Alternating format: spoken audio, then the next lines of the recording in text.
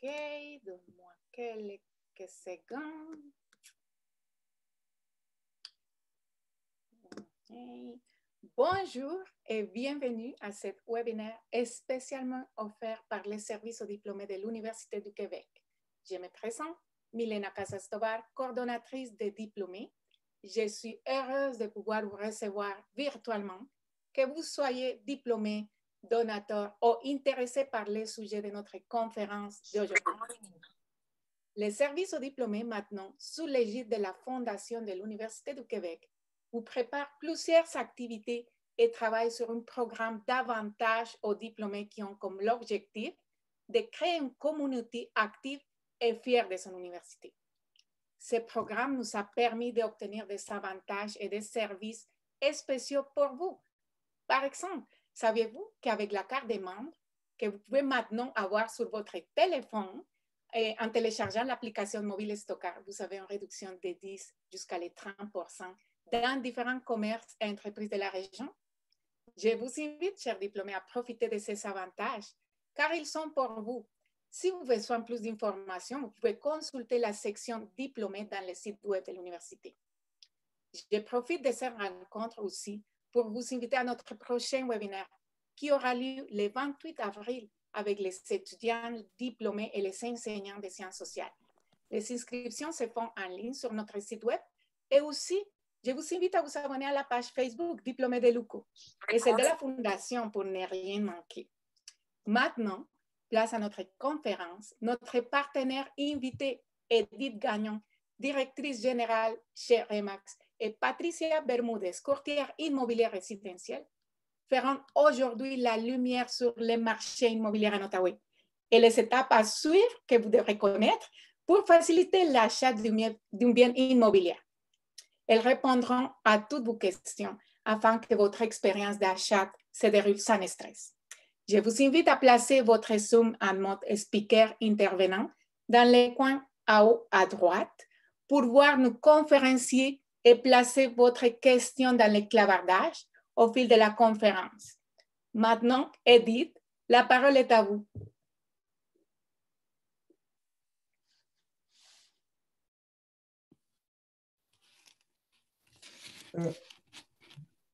Bonjour à vous tous, ça me fait plaisir. On vous remercie de l'invitation que vous nous avez fait. L'honneur de pouvoir présenter en fait notre profession. Mon nom, c'est Edith Gagnon. Je suis en immobilier depuis maintenant 22 ans et j'ai touché à peu près à toutes les sphères de l'immobilier. Évidemment, sur le terrain, j'ai enseigné la loi sur le courtage aux futurs courtiers pendant 15 ans. J'ai aussi participé à plusieurs, je m'excuse, j'ai complètement oublié de fermer mon téléphone. J'ai participé également, siégé sur plusieurs comités, toujours en trait avec l'immobilier. Puis, je suis maintenant, depuis plus de 10 ans, la dirigeante d'agence chez Remax Vision. Et j'ai le plaisir de travailler avec Patricia Bermudez. Oui, bonjour et merci pour l'invitation. Pour nous, c'est un plaisir d'être ici avec vous. Et aujourd'hui, nous avons un sujet très important, très spécial et surtout, c'est un sujet dont on parle beaucoup aujourd'hui. Comment investir dans les marchés immobiliers de la région de l'Outaouais et réussir son achat? Quelle est la formule gagnante? Je vais donner la parole à notre directrice d'agence, Madame Edith Gagnon, qui va nous donner un aperçu de la région. Alors, la région de l'Outaouais, bien là, dernièrement, on entend parler beaucoup de Gatineau, évidemment, mais la région de l'Outaouais, c'est définitivement plus grand. Ça comporte Papineau, qui inclut également la Petite-Nation, Pontiac, la vallée de la Gatineau, qui va jusqu'à Maniwaki, les collines de l'Outaouais, qui est un petit peu plus Chelsea, puis Kentley, et évidemment Gatineau, le Grand Gatineau, qui inclut le secteur de Gatineau, le secteur de Hull, le secteur d'Elmer, Buckingham, Masson-Angers. Donc, c'est quand même un grand terrain, un grand territoire plutôt, où la population est un petit peu plus condensée dans la région de Gatineau. Évidemment, depuis mars 2020, on vit une réalité qui est, on pourrait dire, déplaisante. On est en pandémie, ce qui a affecté quand même beaucoup le marché immobilier, dans le sens où on a beaucoup plus de contraintes. Les mesures sanitaires doivent être appliquées à la lettre, le port du masque, le lavage des mains, les lingettes désinfectantes lors des visites, et aussi ce qui amène un peu plus de difficultés, c'est le nombre de visiteurs à la fois dans les propriétés, parce qu'évidemment, on veut s'assurer de la sécurité des gens qui habitent la propriété, mais aussi s'assurer de la sécurité des gens qui visitent. Alors, malheureusement, les enfants ne sont pas permis lors des visites, fait que c'est dommage. Souvent, quand une famille veut aménager puis qu'ils veulent que leurs enfants voient aussi la propriété, bien, malheureusement, avec la pandémie, ça nous donne beaucoup de restrictions. On a aussi des restrictions maintenant, là, dues au couvre-feu. Donc, les visites doivent presque tous se terminer pour 19h30 parce que à 20h, il faut être à la maison, il faut être chez soi. Il n'y a malheureusement pas d'exception pour ça. Donc, une visite qui a lieu à 7h, si les gens désirent rester plus longtemps dans la propriété, bien, ce n'est pas possible.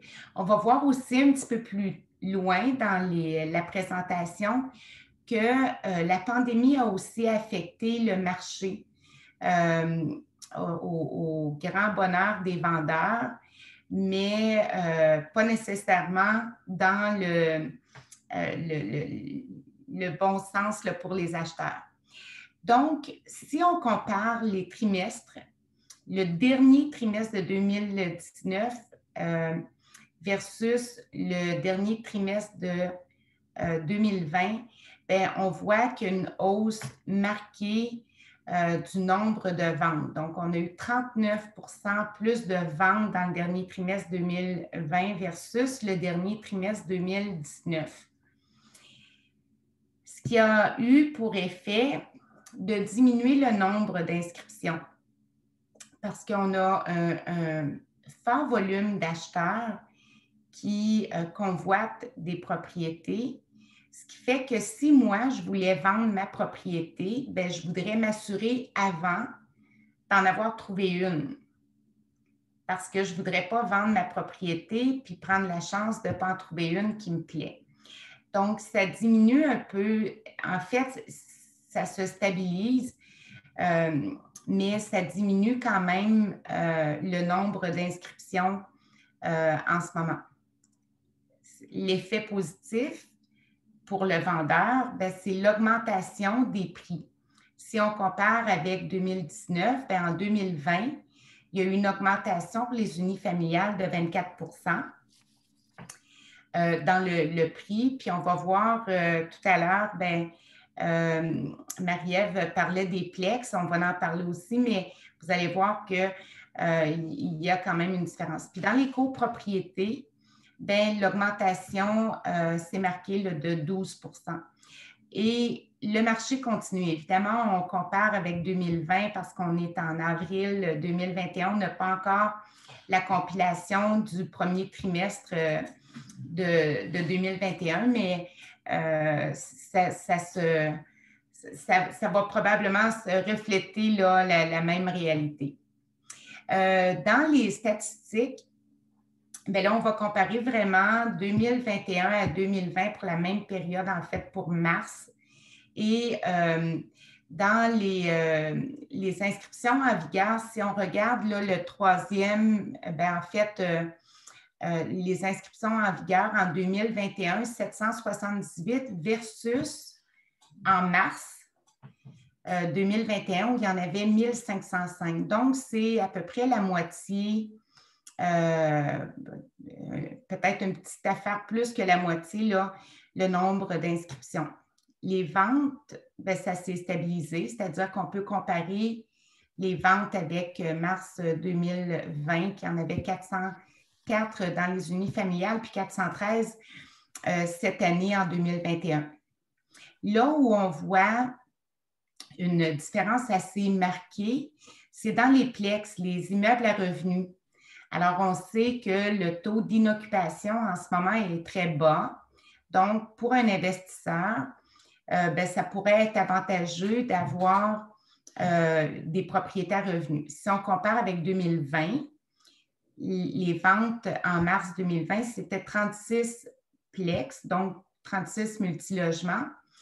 Et en 2021, c'est 89. Le volume des ventes, ça, évidemment, ça a augmenté, ça a pratiquement doublé depuis un an. Et finalement, le prix médian, qui se rapproche quand même du prix moyen, là, mais le prix médian dans notre région pour les unifamiliales, en 2021, c'est 386 000, alors que le prix médian en 2020 était de 290. Donc, il y a presque 100 000 de différence pour la même propriété. Dans les copropriétés, évidemment, la différence est un petit peu moins marquée. Toutefois, dans les plex, il y a une différence quand même assez marquée, disons, de 50 000 en moyenne là, par copropriété. Pour vous expliquer un petit peu comment ça s'est passé, l'an passé, en mars, le 24 mars, le gouvernement du Québec mettait sur pause le Québec au complet, qui incluait également les visites de propriété, les inspections en bâtiment, les évaluations, qui incluaient dans notre domaine à nous, ça a touché énormément. Donc, en mars, le 24 mars 2020, il y avait des gens qui avaient vendu leur propriété puis qui étaient en recherche d'une propriété. Et du jour au lendemain, il n'y a plus de visite. Les courtiers ne peuvent plus travailler sauf de façon virtuelle. Ce qui fait que déjà le bassin d'acheteurs qui était intéressant, qui était quand même actifs puis de bonnes proportions, bien, ça s'est condensé. Donc, il y a eu comme un entonnoir, mais ça a continué à grandir, si on veut, le bassin d'acheteurs, parce que bien, il y a des gens qui avaient donné leur avis à leurs propriétaires, des locataires là, qui désiraient accéder à la propriété. Il y avait aussi les gens qui avaient déjà vendu leur propriété, puis il y avait le bassin naturel d'acheteurs qui, à chaque année, on revoit la même chose. C'est ce qui a créé l'engouement, si on veut, ou la surenchère qu'on vit parce qu'on est encore dans la séquelle des 6-7 semaines qui a été fermée l'an passé.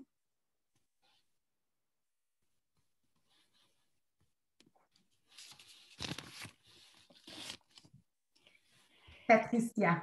Oui, mais comment se préparer à un achat gagnant?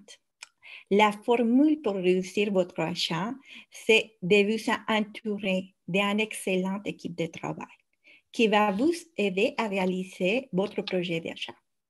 Mais qui sont ces personnes? Nous avons les courtiers immobiliers du vendeur, les courtiers immobiliers de l'acheteur, l'inspecteur, les notaires et aussi toute l'équipe administrative qui les accompagne. C'est très important d'être clair qu'il y a 3 étapes dans le processus d'achat. Avant, pendant et après. Avant, c'est comment bien vous préparer pour l'achat. Ici, il y a 4 points qui sont aussi très importants et c'est de choisir un courtier immobilier. Mais pour les faire, nous devrons savoir quel est le rôle du courtier immobilier et pourquoi il est important dans une transaction. Le deuxième point, c'est de bien choisir votre propriété. Le troisième, c'est établir votre budget. Est-ce que j'ai pu acheter? Est-ce que j'ai de l'argent pour acheter une maison? Et le quatrième, c'est le contrat de courtage exclusif qu'il faut signer avec votre courtier. Le rôle du courtier immobilier. Le courtier immobilier, c'est très important car c'est lui qui a les connaissances du marché. Il va travailler pour vous et son devoir est de vous informer, de prendre soin de vos intérêts. Il doit être honnête avec vous, il va vous donner toutes les informations sur les propriétés. Il doit aussi conseiller, il va vous aider, c'est lui qui va vous aider à prendre les meilleures décisions aussi. Mais le plus important, c'est que le devoir d'un courtier immobilier, c'est de protéger les intérêts de l'acheteur. Aussi, il va utiliser tous les formulaires de rigueur pour faire une transaction immobilière. Après qu'on a bien choisi le courtier immobilier, il faut bien choisir la propriété. C'est super important de se poser les questions suivantes. Quel type de propriété recherchez-vous? Est-ce que les acheteurs vont besoin d'une maison, d'un appartement, d'une propriété à revenu? Quel environnement préférez-vous? C'est important aussi de bien établir les préférences pour savoir si la personne voudrait vivre à la campagne ou c'est bien de vivre à côté, je ne sais pas, d'Ottawa, par exemple. Et quels services à proximité sont prioritaires pour l'acheteur? Est-ce que c'est important que la maison doit être près d'une école, près d'une garderie, d'une station d'autobus, près d'Ottawa? Aussi, est-ce que vous êtes prêt à faire des rénovations s'il faut changer la cuisine, la salle de bain? Est-ce que vous avez l'argent aussi pour les faire? Et quels sont les aspects importants pour l'extérieur? Si vous voulez avoir un grand terrain, un petit terrain, une piscine, un parc dans les terrains.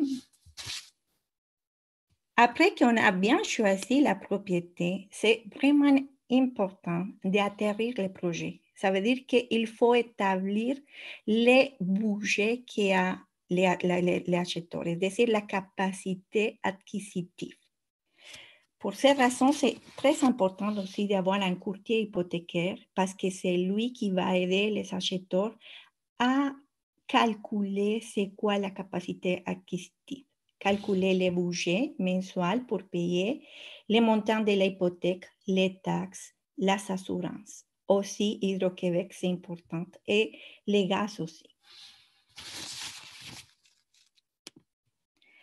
Le contrat de courtage exclusif achat, c'est important parce qu'en signant un contrat de courtage exclusif avec un courtier, et ça va vous donner aussi la protection que donne travailler avec un courtier. Nous avons un programme très intéressant chez Remax qui s'appelle Tranquillité.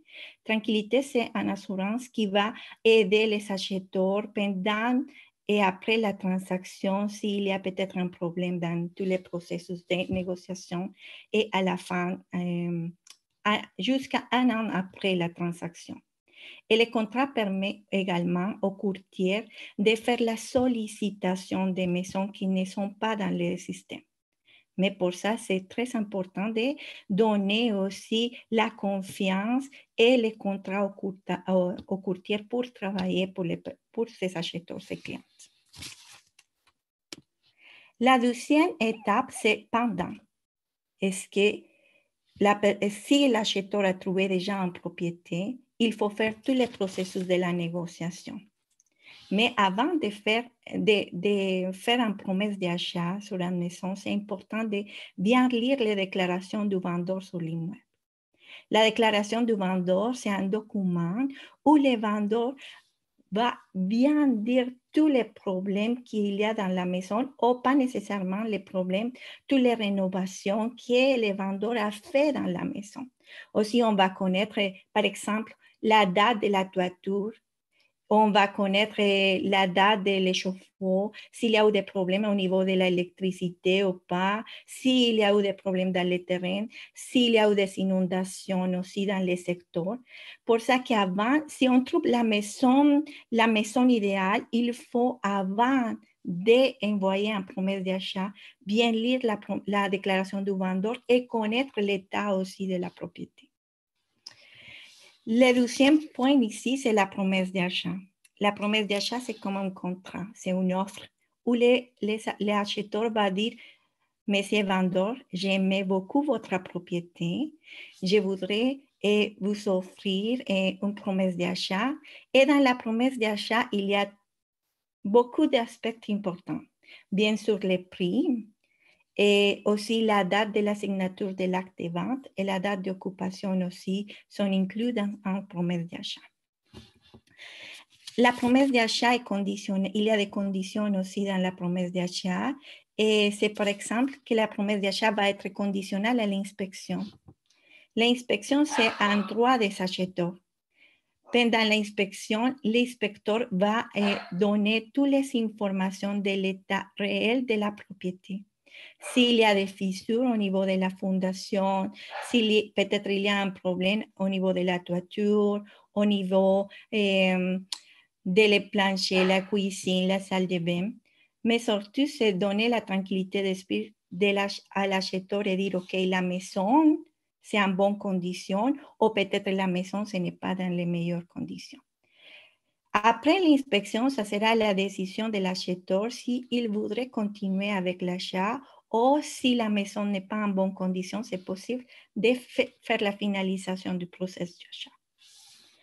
La partie de la contre-proposition, c'est une partie aussi de la négociation de la promesse d'achat où, par exemple, si les vendeurs ou l'acheteur vont changer quelque chose dans la promesse d'achat, ça sera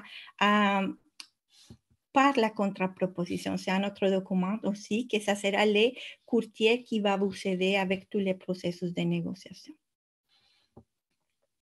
Ça veut dire que pendant la négociation de la maison, ça sera le courtier qui va prendre en charge tous les processus de la négociation.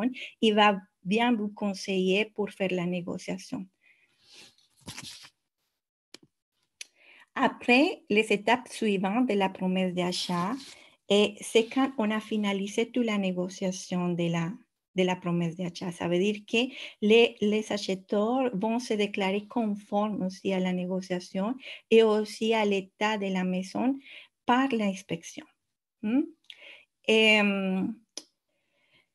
La dernière partie de la négociation, c'est effectivement la finalisation chez les notaires. C'est le notaire qui va faire la vérification de tous les travaux qui ont été faits pour les courtiers. Et aussi, c'est le notaire qui va faire la vérification de tous les documents et de la propriété comme telle. Après que le notaire fait la vérification, il faut faire la signature de l'acte de vente, que ça sera le moment où les acheteurs deviennent les propriétaires de la maison. Oui. Et la dernière partie, c'est vraiment préparer le déménagement et faire tous les boîtes pour passer à la maison. Oui. C'est important aussi pendant le processus de négociation de bien établir les conditions de la négociation pour ne pas avoir de problèmes après. Ça veut dire qu'il faut avoir comme de la date aussi de la signature de l'acte de vente, d'avoir tout l'argent aussi qu'il faut avoir. Quand on rentre chez les notaires, il faut avoir les 100% aussi, que ça sera la condition pour l'achat, c'est la mise de fonds. Pour l'achat de maison, ça sera toujours les 5% minimum, que ça sera le notaire qui va recevoir l'argent au moment de la signature de l'acte de vente. Et aussi, le notaire, c'est lui qui va bien organiser d'habitude dans la région et la occupation. Ça veut dire qu'il y a déjà une date préétablie dans la négociation, mais ça sera le notaire qui va donner les clés aux acheteurs. En général, dans la région, ça marche comme ça. Je ne sais pas, Edith, si tu voudrais comme... Oui. Unmuté. Non, c'est parfait. Puis, la dernière étape après la signature chez le notaire, ben, c'est ce qui est très, très excitant. Les gens, on sait que c'est beaucoup de travail, mais quand on arrive dans cette journée-là pour déménager, aménager dans notre demeure, ben, c'est la joie. Exactement. Mais aussi, je pense que c'est vraiment important d'avoir aussi, pendant qu'on est en train de faire la négociation de la propriété, comme nous avons parlé déjà, c'est vraiment important de bien faire la visite aussi. Oui, parce que d'habitude, on a actuellement seulement 15 minutes pour faire une visite. Ça marche comme ça actuellement. C'est 15 minutes, ça passe vite. Il faut bien regarder toute la maison à l'extérieur, profiter les temps, les 15 minutes pour bien regarder les fenêtres, les planchers, la cuisine, l'extérieur, et aussi pour bien lire les déclarations du vendeur sur les meubles, parce que la prochaine fois qu'on va regarder la maison, ça sera peut-être dans l'inspection, si c'est permis pour les acheteurs d'être dans l'inspection, sinon ça sera au moment de la date d'occupation. Oui, et pour ne pas avoir de surprises après la négociation et la finalisation de tous les processus d'achat, c'est vraiment important de bien faire les visites, de prendre le temps de bien lire les déclarations du vendeur pour ne pas avoir aussi après des problèmes chez les notaires et dire, oh, regarde, je ne me rappelle pas d'avoir lu, je ne sais pas, que c'est dans un zone inondable, par exemple. Je ne me rappelle pas parce que ça sera le notaire qui va faire la vérification aussi du certificat de localisation.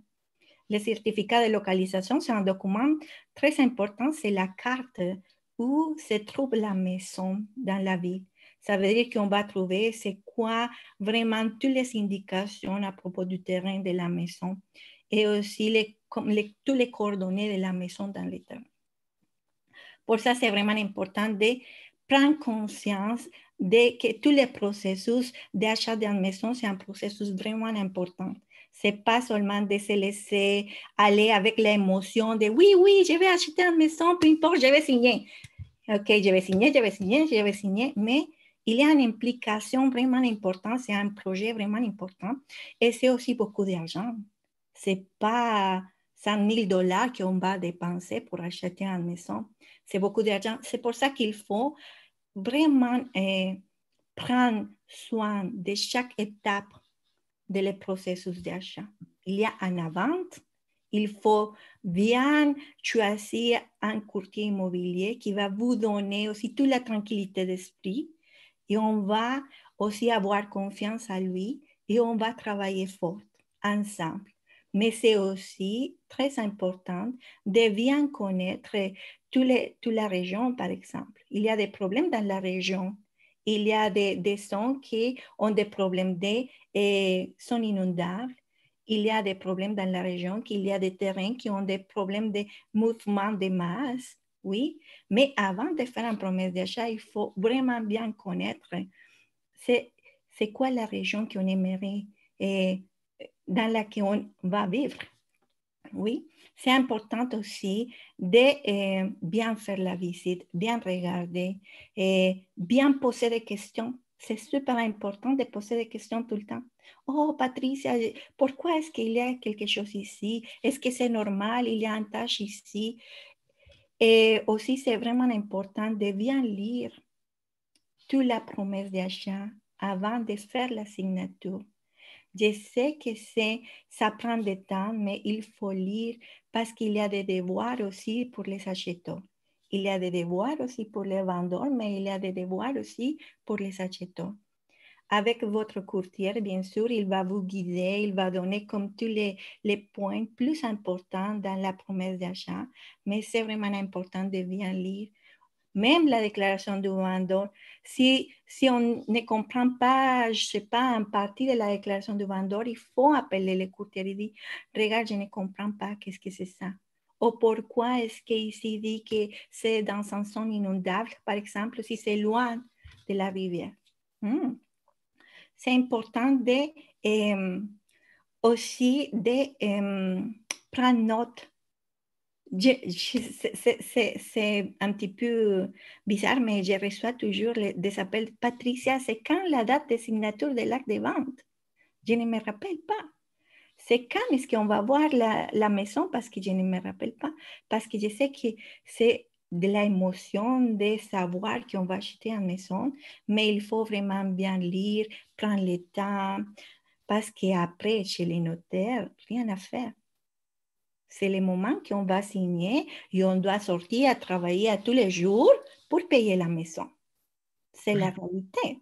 Oui, c'est vraiment important de dire, wow, je vais travailler, j'ai acheté une très belle maison, mais le soir, quand on arrive à la maison, on dit, wow, j'aime ma maison.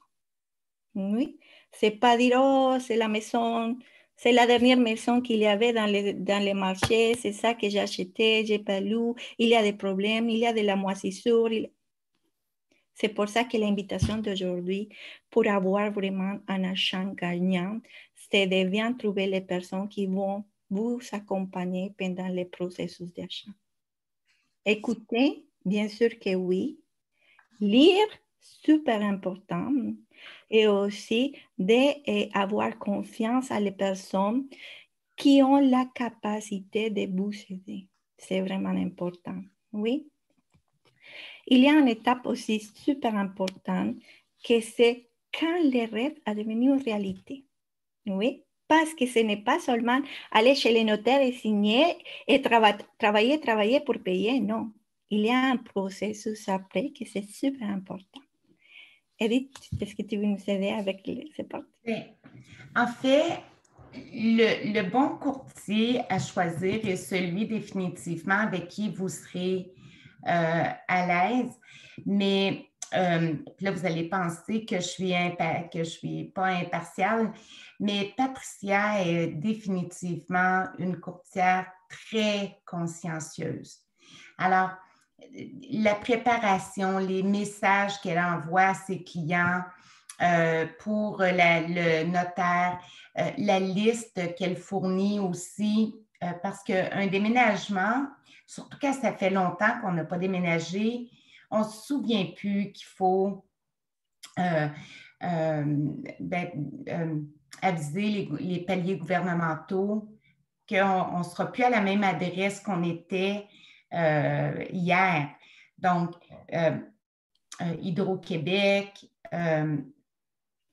quelle compagnie on devrait utiliser pour déménager, quelle compagnie de déménagement. Alors, et Patricia, parce que j'ai le bonheur de travailler avec Patricia depuis plusieurs années, c'est une courtière qui a ça. Donc, des fois, il faut aller plus loin. Il faut s'assurer que la personne est capable de bien rédiger une promesse d'achat parce que c'est un contrat qui va vous lier juridiquement avec le vendeur, mais qui a aussi la disponibilité et le côté humain, de prendre le temps d'extra pour aviser si vous avez besoin de quoi que ce soit, si vous avez des questions, d'être capable de rejoindre votre courtier quand vous en avez besoin, ben c'est super important. Je sais, Patricia, que je n'étais pas supposée de le dire, mais c'est parce que j'ai 85 courtiers avec qui je travaille, qui travaillent au sein de Remax Division. Et Patricia fait partie des élites dans le sens où elle travaille tellement fort, puis elle est tellement consciencieuse. Elle a un côté humain extrêmement développé. Devant ses clients, ça paraît moins dans le sens où elle est très, très, très professionnelle, mais c'est quelqu'un qui va aller au fond des choses. Fait que je sais que c'est peut-être, l'objectif n'était peut-être pas de vendre Patricia, mais c'est à mes yeux la crème. Donc, c'est le dernier petit point que je voulais ajouter. Merci, merci. Exactement, c'est important aussi de savoir que chez Remax Vision, on parle beaucoup de langues, non? On peut trouver des courtiers qui parlent français, bien sûr, anglais, l'espagnol, l'arabe aussi. Et c'est très important aussi des fois de trouver une personne pour nous faire comprendre dans notre langue aussi tous les mots, parce que dans une transaction, il y a beaucoup de petites choses qu'il faut comprendre. C'est ça que je dis, c'est seulement signer, signer, signer, signer, et après, non, c'est vraiment apprendre et prendre conscience que c'est un processus très important et qu'il faut comprendre, oui, chaque chose qu'on va faire. Et c'est un moment très important dans la vie d'une famille, mais c'est aussi, pour moi, je vais vous dire, c'est une passion. Quand on arrive à faire la visite dans la maison, on va trouver qu'il y a vraiment beaucoup de choses à découvrir très intéressantes. Oui. Après qu'on a déjà choisi la maison, on a signé chez les notaires, il y a une partie très importante qu'il ne faut pas laisser à côté, et c'est de bien faire l'entretien à la maison. C'est super important parce que, regarde, on va acheter une maison de $300,000, mais au plus, peut-être en plus, mais l'entretien va faire partie de toute la vie de la maison. Ça va vous garantir que le capital qu'on a mis dans la maison va aussi, après, avec les années, va revenir à ses poches. Oui, c'est important.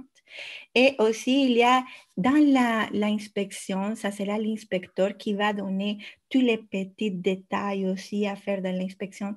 C'est pour ça que l'inspection, c'est vraiment un droit des acheteurs. Il faut faire une inspection, c'est très recommandé de faire l'inspection et être à côté de l'inspecteur tout le temps. C'est comme la police qui est allée avec l'inspecteur, parce que l'inspecteur va vous donner tous les petits détails pour faire l'entretien, s'il faut faire les réparations. Il n'y a pas une maison parfaite, oui, mais le plus important, c'est de bien connaître qu'il y a une solution, oui, et après l'achat, il faut faire les petites rénovations ou les petites corrections à la maison, oui.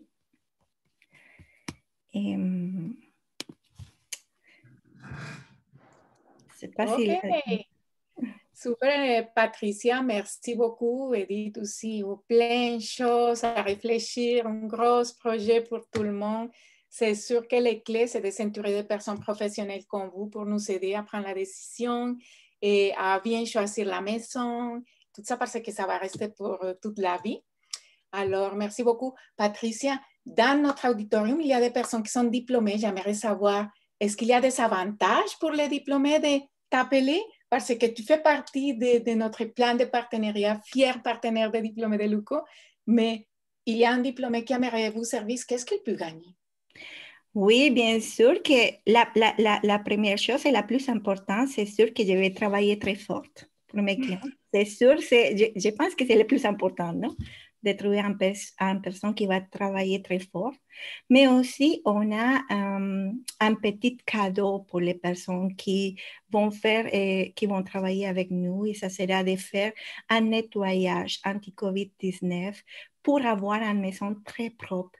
Parce que les maisons qui sont à vendre, des fois, il y a 3 jours de visites consécutives. Il y a beaucoup de monde qui rentre dans la maison et après aussi que la maison est vendue, c'est bien nettoyer la maison au complet. Oui, c'est comme un cadeau qu'on va donner. Ça va donner aussi la tranquillité d'esprit pour bien rester dans la maison et mener toutes les familles, pas les amis, mais pour l'instant seulement la famille. Oh, wow, super, Patricia. Alors, on ne doit pas nettoyer. Justement, on arrive et tout est prêt. Super. Alors, il y a des questions ici. Patricia Kelly nous demande, est-ce que vous croyez que le boom du marché immobilier va se stabiliser dans les prochaines années ou la hausse des prix va rester longtemps? Qu'est-ce que vous pensez?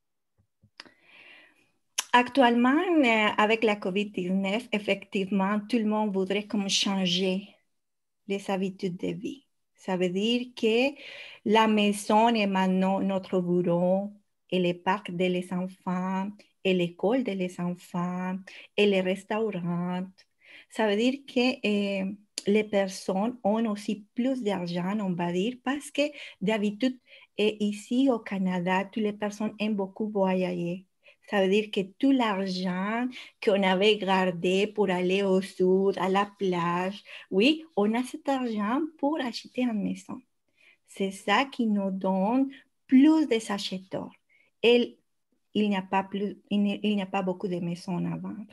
Ça veut dire que les prix, ça continue à monter. Oui, mais on va attendre un petit peu et avec tous les processus qu'on vient à chaque jour de vivre avec la COVID-19, il faut avoir beaucoup de patience. Oui, c'est la clé aussi du succès. C'est avoir de la patience et c'est d'essayer. Je dis à mes clients, on va essayer, on va faire les visites, on va essayer de faire une promesse d'achat. Si la promesse d'achat est acceptée, magnifique. Sinon, continue avec de la patience. Et j'ai une autre question ici. Quel est le temps moyen pour trouver un appartement? Ça dépend du client. Parce qu'il y a beaucoup d'appartements dans les marchés, non? Mais ça dépend aussi des goûts du client. S'il aime beaucoup l'appartement, s'il y a beaucoup d'acheteurs, peut-être pas. Dans les marchés du condo, c'est comme plus tranquille, honnêtement. C'est surtout dans les marchés des maisons qu'il y a beaucoup d'acheteurs. Mais dans les marchés des condos, je te dirais à peu près 15 jours pour trouver un condo. OK, alors on va dire que ça dépend des exigences comme acheteur pour trouver la maison idéale. OK. Quels secteurs en périphérie de Gatineau sont les plus prometteurs en termes de développement? Par exemple, Maisonnangère, Val-des-Monts, Buckingham, Cantley. Il y a beaucoup de projets aussi dans la région de Gatineau. Il y a le projet du train qui va sortir de la ville d'Elmer. Et c'est un projet qui va aller jusqu'à Ottawa aussi. C'est un très bel projet. Mais au Gatineau, il y a aussi comme des petites, comment ça se dit, des run-run, comment ça se dit ça, Edith? Des petits... Qu'il y a comme des rumeurs. Des rumeurs, merci beaucoup. Des rumeurs qu'il va avoir un point qui va aller de Maisonnangère à Ottawa aussi. Oui. Mais c'est ça, il faut regarder où se trouve le travail, par exemple, du client. Si il vient soit que la maison c'était proche, peut-être à, je ne sais pas, à Hall, à Elmer, à Maisonnangère. S'il faut se déplacer à Ottawa beaucoup, mais ça dépend du client. OK. Chantal nous demande, est-ce que vous pouvez nous présenter le marché des Plex?